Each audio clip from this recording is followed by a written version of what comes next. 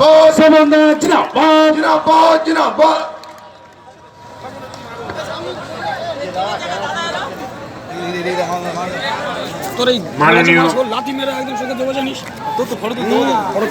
মথুরাপুর জেলার ভারতীয় জনতা পার্টির সভাপতি শ্রী দীপঙ্কর জানা মহাশয়,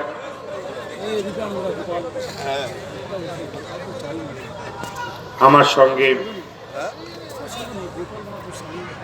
যে কলকাতা জোন, দক্ষিণ 24 পরগনা এবং কলকাতা এবং দমদমের অধিকাংশ এলাকা নিয়ে যা তৈরি হয়েছে প্রায় 51টি বিধানসভায়, সেই ভারতীয় জনতা পার্টির জোনের কো-কনভেনার ডক্টর বৈশাখী বন্দ্যোপাধ্যায়, উপস্থিত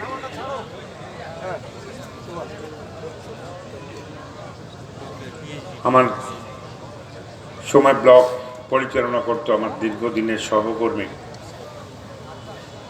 দিলীপ জাটুয়া,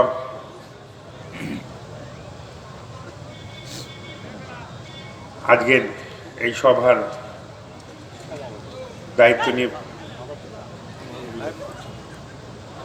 সমস্ত কিছু এগিয়েছে পলাশ রানা, উপস্থিত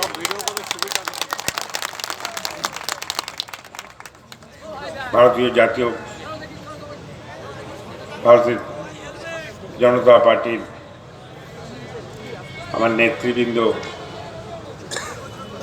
এবং সর্বোপরি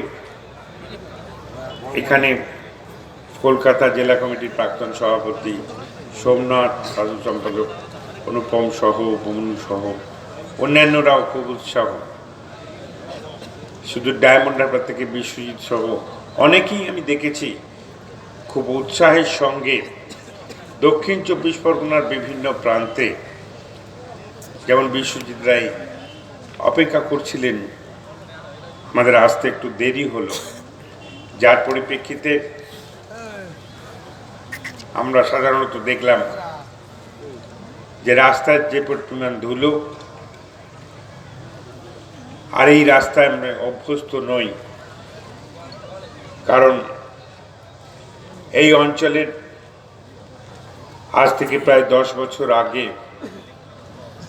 মার্ক্সবাদী কমিউনিস্ট পার্টির কাছ থেকে 2011 সালে যিনি এখানকার বিধায়ক ছিলেন, মার্ক্সবাদী কমিউনিস্ট পার্টি রাজ্যের মন্ত্রী, সুন্দর বন উন্নয়ন দপ্তরের মন্ত্রী ছিলেন, তার বিরুদ্ধে লড়াই করবার জন্য তৃণমূল কংগ্রেসের পক্ষ থেকে একজন অভিনেত্রীকে প্রার্থী করেছিল তৃণমূল কংগ্রেস। আর আজকে ভারতীয় জনতা পার্টির মঞ্চ থেকে আমাদের মনে হচ্ছে, যেহেতু সেদিন তৃণমূল কংগ্রেসটি আমি পরিচালনা করতাম, তৃণমূল কংগ্রেসের পক্ষ থেকে সেদিন নির্বাচন পরিচালনা করেছিলাম, 2016 সালের নির্বাচন পরিচালনা করলাম।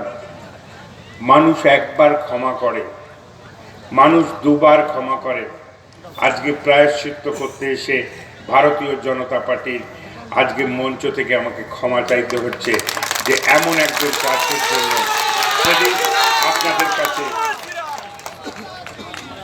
অভিনয় জগৎ থেকে অনেকে আসেন, রাজনীতির সঙ্গে যুক্ত হন, কিন্তু রায়দিঘি বিধানসভায় এসে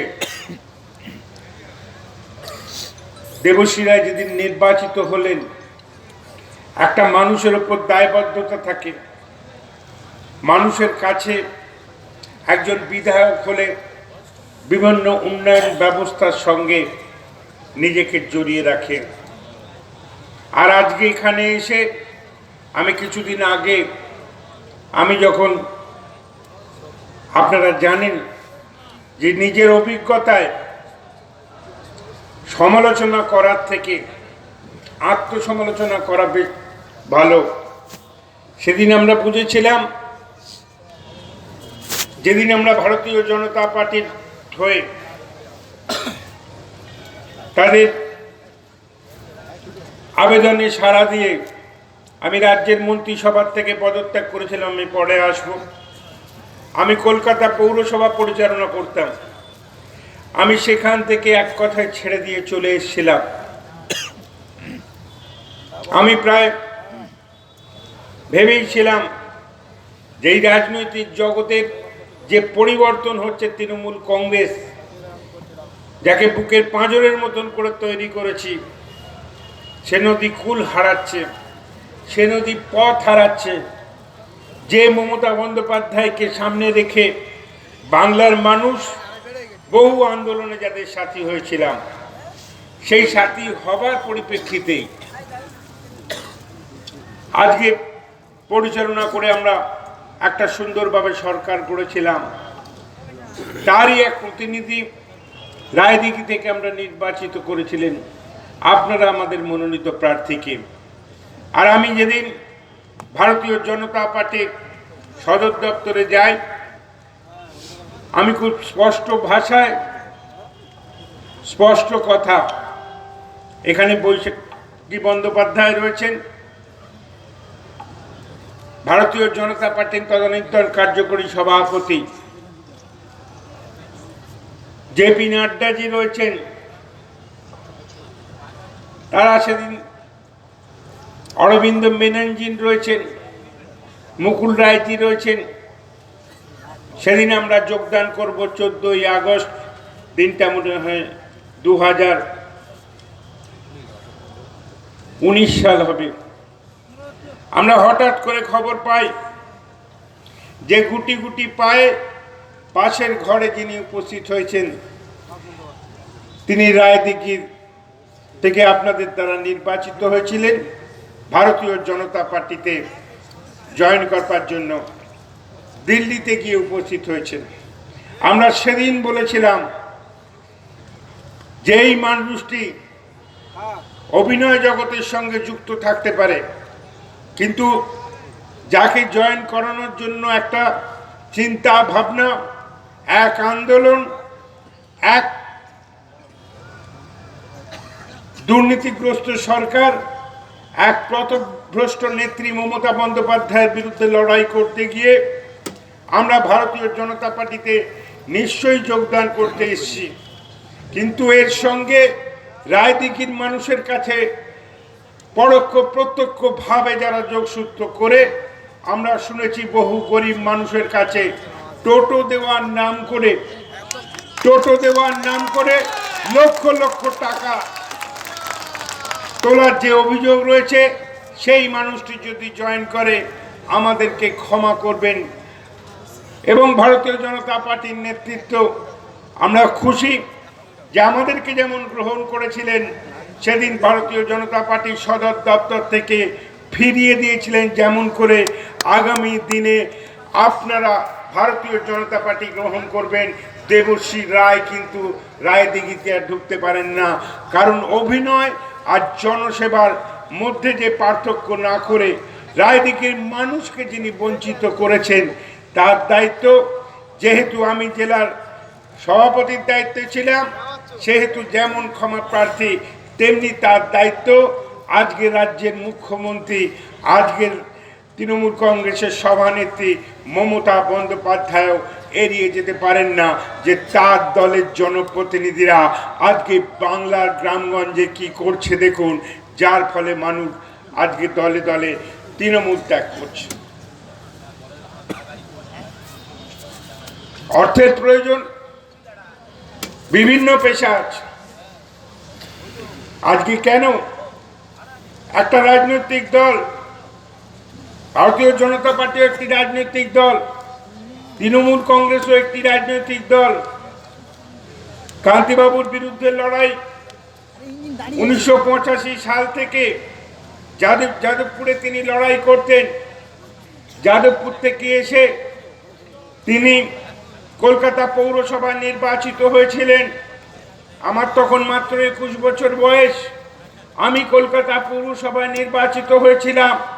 সেদিন থেকে লড়াই ছিল, কিন্তু একটা রাজনৈতিক দল যে ভুল মানুষকে বিভ্রান্ত করে, একটা রাজনৈতিক দলের প্রতিনিধি মানুষকে বিভ্রান্ত করে এইভাবে তাদেরকে টোটো গাড়ি নাম দেবার জন্য আজকে তাদের নামের সঙ্গে একটা রাজনৈতিক দলের যে নাম জড়িয়ে গেছে, যে নামের পরোক্ষ প্রত্যক্ষভাবে তাদের প্রতিনিধি রয়েছে, তারা আজও বহিষ্কার করেনি আগামী দিনের বিধানসভা নির্বাচনে এই তৃণমূল কংগ্রেসকে রায়দিঘি থেকে বহিষ্কার করবার শপথ আজকের এই সভা থেকে আপনাদের গ্রহণ করতে হবে, আপনাদের সেই সিদ্ধান্ত নিতে হবে।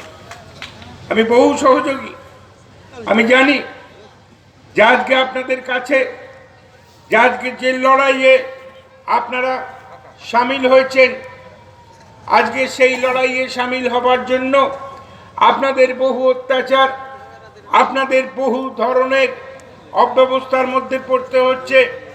আপনারা যারা ব্যবসায়িক ক্ষেত্রে রয়েছেন, সেই ব্যবসায়িক এমন একজন লোক নেই ভারতীয় জনতা পার্টির। একদিন সভা করে তৃণমূল কংগ্রেসের পক্ষ থেকে বলতাম যে আমাদের এমন একজন লোক নেই যারা মার্ক্সবাদী কমিউনিস্ট পার্টির দ্বারা অত্যাচারে তাদের জমির ধান হারায়নি, যাদের ব্যবসা ক্ষেত্রে আক্রমণ হয়নি, তাদের চাকরি ক্ষেত্রে আক্রমণ হয়নি, যাদের বিভিন্ন জায়গায় আক্রমণ হয়নি। সেই জায়গায় দাঁড়িয়ে আমরা সেই লড়াইয়ের আহ্বান করবার জন্য বাংলার মানুষের কাছে গেছিলাম। অনেকে ভাববেন, কিন্তু সেই লড়াইয়ে যাবার জন্য সেদিন বাংলার মানুষ যখন এগিয়ে এসেছিল, সেই এগিয়ে আসার জন্য একদিকে ভারতের জাতীয় কংগ্রেসের পশ্চিমবঙ্গ শাখা, আর একদিকে পশ্চিমবঙ্গ যুব কংগ্রেসের সভানেত্রী মমতা বন্দ্যোপাধ্যায় যেদিন থেকে এগোচ্ছিলেন 1998 সালে, জেনে রাখুন মানুষের জন্য যে লড়াই করে আজকে তৃণমূল কংগ্রেসের মঞ্চ তৈরি হয়েছিল, যে মঞ্চ থেকে আমরা ভাষণ দিয়েছিলাম, যারা আজকে ভারতীয় জনতা পার্টির পক্ষে মার্ক্সবাদী কমিউনিস্ট পার্টির বিরুদ্ধে যে লড়াই যেমন আমাদের ছিল, সেই লড়াইয়ে সামিল হওয়ার জন্য মমতা বন্দ্যোপাধ্যায় 1998 সালে যে 1 জানুয়ারি যে দলটাকে আত্মপ্রকাশ করেছিলেন, আজকে ভারতীয় জনতা পার্টির বিরুদ্ধে তৃণমূল কংগ্রেসের কেউ পতাকা ধরে রাস্তায় পতাকা টাঙিয়ে দেবার নাম করে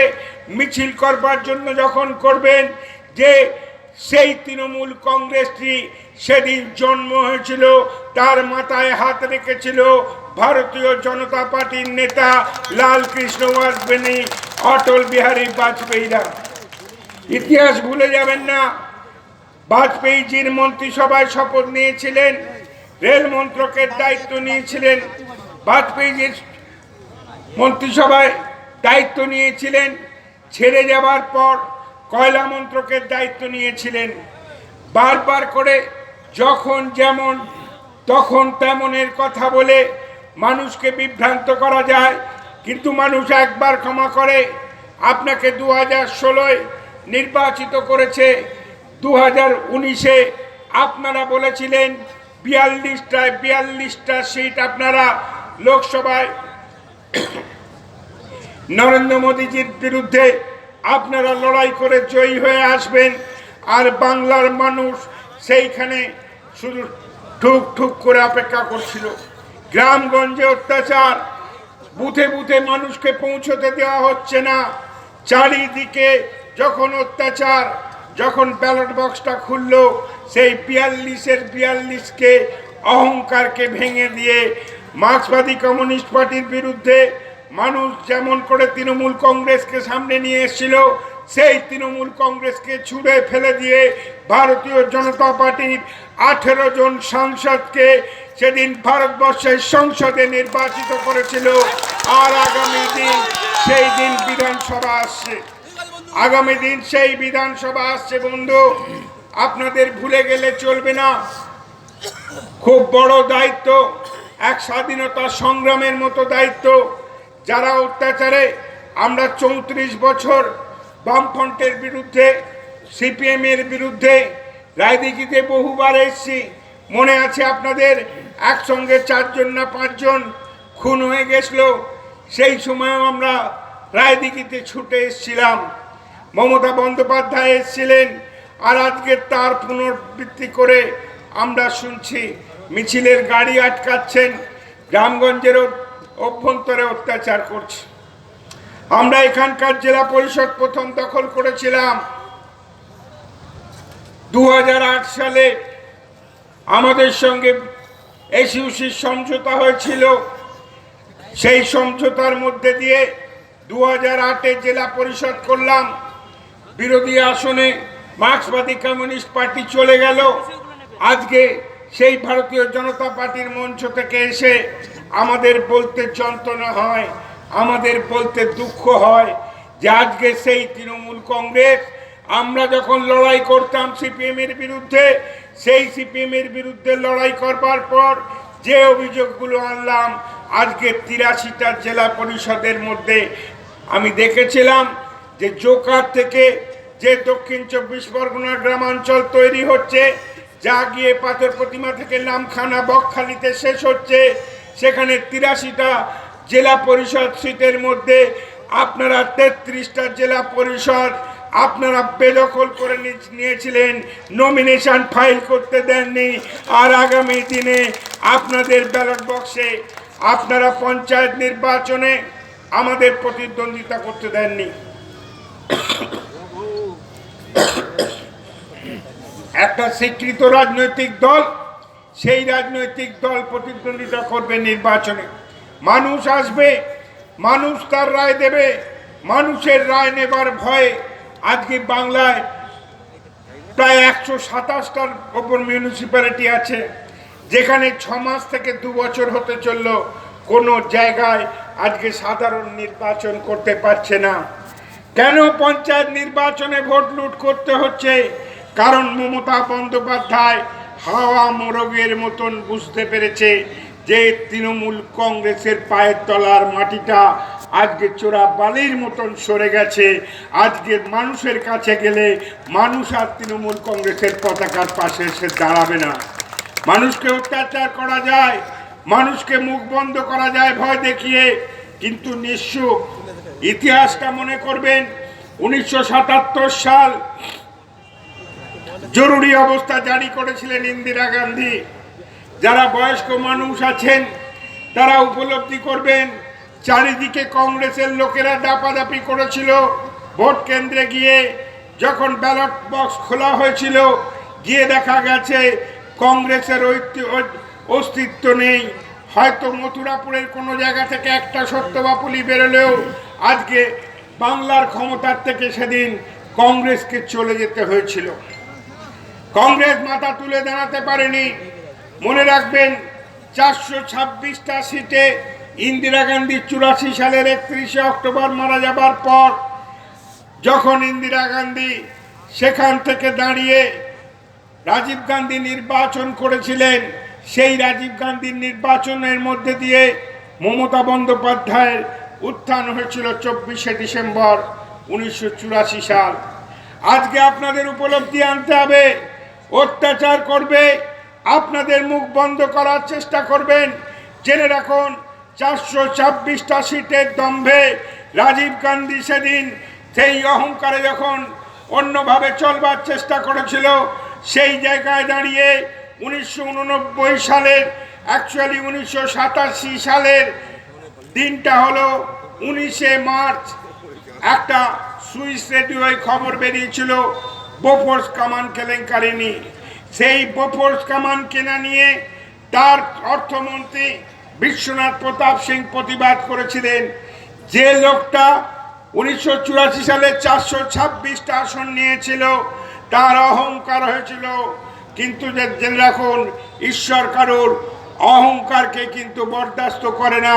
1989 সালের নির্বাচনে সরে যেতে হয়েছিল ভারতের জাতীয় কংগ্রেসকে, আর মাথা তুলে দাঁড়াতে পারেনি। জেনে রাখুন, নিশ্চয়ই সেই জায়গায় দাঁড়িয়ে মানুষ কিন্তু শেষ কথা বলে। মানুষ শেষ কথা বলে বলেই আজকে কিন্তু আপনাদের কাছে আজকে রায়দিঘির একটি মাঠে এত মানুষের সমাগম। ভারতীয় জনতা পার্টির যারা পুরনো সদস্যরা আছেন তারা নিশ্চয়ই উপলব্ধি করবেন যে সেদিন কয়েকটা লোক জমাতে সেদিন ভারতীয় জনতা পার্টির কাল ঘাম পড়ে যেত। কিন্তু তৃণমূল কংগ্রেসের অত্যাচার, মানুষ কিন্তু সাহস জুগিয়েছে, মানুষ কিন্তু অক্সিজেন জুগিয়েছে যে তুমি যদি আজকে এর ওপর দিয়ে ঝড় বয়ে যাবে, মানুষ বাঁচার লড়াই করছে, আমপানের 2 ঘন্টা 4 ঘন্টার যে বিশাল ঝড়ের পর দিয়ে চলে গেল, আমার মাথায় তৃণমূল কংগ্রেসের পঞ্চায়েতের লোকেরা দখল করবে। কে? তৃণমূল কংগ্রেসের পঞ্চায়েত সমিতির লোকেরা। জেনে রাখুন, আপনি চাল চুরি করবেন, মানুষ আপনার ভোটটা নিয়ে চলে যাবে, ব্যালট বক্স ফাঁকা করে দেবে এই জায়গায়। আজকে কোন রাস্তা? আমাকে দীপঙ্কর বলছিল, দাদা আপনাদের র্যালির এই বিষয়টা ছিল, কিন্তু যেখান থেকে যেটুকুনি যাব সেই জায়গার যে রাস্তার অবস্থা হয়ে রয়েছে সেখানে ধুলোমাক্ত হয়ে গেছে। আমরা একটা সভা সমিতির আয়োজন করেছি। আমি তাই আপনাদের কাছে বলবো যে সময় এসে গেছে আজকে সিদ্ধান্ত গ্রহণ করার। আগামী মে মাসে যে কোনো সময় আজকে পশ্চিমবাংলার সাধারণ নির্বাচন। পশ্চিমবাংলার মানুষ আজকে কত আস্থা রেখে, কত বিশ্বাস রেখে আজকে স্বাস্থ্যসাথীর কথা বলছেন। আজকে দুয়ারে দুয়ারে সরকার, সব 10 বছর বাদে মনে পড়লো আগে কোথায় ছিলেন? মানুষ তো আপনাকে আশীর্বাদ করেছে, আপনি কেন আয়ুষ্মান ভারত? ভারতীয় জনতা পার্টির পক্ষে ভারতবর্ষের কেন্দ্রীয় সরকার যখন আয়ুষ্মান প্রকল্প করে কৃষক নিধির জন্য, যখন কৃষকদের জন্য তারা অর্থ সাহায্যের কথা বলে, প্রত্যেক কোটি জিনিসকে আপনি ফিরিয়ে দিয়েছেন। আপনি যখন প্রধানমন্ত্রী শহরে রোজগার যোজনা আপনি ফিরিয়ে দেবেন, আপনার কাছে প্রধানমন্ত্রী বাসস্থান প্রকল্প আপনি ফিরিয়ে দেবেন। আপনি সেই জায়গায় দাঁড়িয়ে যখন স্বচ্ছ ভারত হবে তখন আপনি অন্য নামে, বাংলার নামে চালাবেন। আজকে কিন্তু সেই সময় এসেছে। তাই আমি আমার বক্তব্য দীর্ঘায়িত করতে চাই না। আমি বিশ্বাস করি যে আজকে যারা এসেছেন এই মাঠ থেকে আপনাদের শপথ নিতে হবে যে আগামী দিন সেই সুন্দরতম দিন, সেই সুন্দর আশীর্বাদ ভারতীয় জনতা পার্টি আজকে আসমুদ্র হিমাচলে আজকে যে লড়াই, সেই দার্জিলিংয়ের কোল থেকে আজকে সে উত্তরবঙ্গ আপনারা যান, সেই উত্তরবঙ্গে আজকে তৃণমূল কংগ্রেস বিলীন হয়ে গেছে। দক্ষিণবঙ্গের বিভিন্ন প্রান্তে আপনারা যদি আজকে যান, পুরুলিয়া, বাঁকুড়া, হুগলি থেকে শুরু করে সব জায়গায় আহ্বান যে তৃণমূল কংগ্রেসকে উৎখাত করা আমাদের প্রথম এবং শেষ প্রকল্প। সেই জায়গায় দাঁড়িয়ে আমাদেরকে শপথ নিতে হবে। আমরা কে থাকবো ব্যক্তি হিসেবে তা বড় কথা নয়, ভারতীয় জনতা পার্টি থাকবে আপনাদের পাশে দাঁড়িয়ে। এই জেলার প্রত্যন্ত অঞ্চলে প্রত্যেকটি মানুষকে সংগঠিত করবার জন্য আজকে এখানে সংগঠিত করবার জন্য বহু মানুষ রয়েছে। আমি দীপঙ্কর জানা মহাশয়কে বলবো, একদম ভাববেন না কার খবরের কাগজে বেরোলো, কার ইলেকট্রনিক মিডিয়ায় দেখালো, সেই জায়গায় জানবেন যে নেতৃত্ব আপনাদের মধ্যে উঠে আসবে। কেউ আমরা আপনাদের কাছে বড় বড় কথা বলবো, কিন্তু জেনে রাখবেন যে এই মানুষের উপস্থিতি আজকে কিন্তু আমাকে উপলব্ধি করাচ্ছে যে আজকে দক্ষিণ 24 পরগনার 31টা বিধানসভার মধ্যে অধিকাংশ আসনে আগামী দিন ভারতীয় জনতা পার্টির বিধায়ক বাংলার বিধানসভায় প্রতিদ্বন্দ্বিতা করবে। এই বিশ্বাস আমার আছে, এই আস্থা আমার আপনার আছে। প্রত্যেক কোটি ভারতীয় জনতা পার্টির নেতৃত্ব চারিদিকে ছড়িয়ে পড়ে মানুষের যে আশীর্বাদ, বিভিন্ন পথসভা, বিভিন্ন ধরনের পদযাত্রা, বিভিন্ন জায়গায় সভা সমিতিতে মানুষ যেভাবে আশীর্বাদ করতে এগিয়ে আসছেন, সেই জায়গায় দাঁড়িয়ে আপনারাও আপনাদের শপথের বাণী আজকের এই শুধু সবার মধ্যে দিয়ে নয়, অন্যান্য আন্দোলনের মধ্যে দিয়েও আপনারা ছড়িয়ে দেবেন। এই আশা রেখে সবাইকে আমার অন্তরের অন্তঃস্থল থেকে কৃতজ্ঞতা জানিয়ে আগামী নির্বাচনে দেখা হবে এই আশা রেখে প্রত্যেককে ধন্যবাদ জানিয়ে নরেন্দ্র মোদীজির হাত যে জায়গায় দাঁড়িয়ে বাংলার সরকার, দিল্লির সরকার, কলকাতার সরকার, দিল্লির সরকার, একটি সরকার, যে উন্নয়ন যাতে বাংলা থেকে না ফিরে যায়। বাংলা বহু বঞ্চিত হয়েছে, আর বাংলাকে বঞ্চিত হতে দেবেন না। বাংলায় আশা ভরসা করেছেন, আপনারা মমতা বন্দ্যোপাধ্যায়ের ওপর পেছন থেকে ছুরি মেরেছেন। আজকে সেই জায়গায় দাঁড়িয়ে আপনারা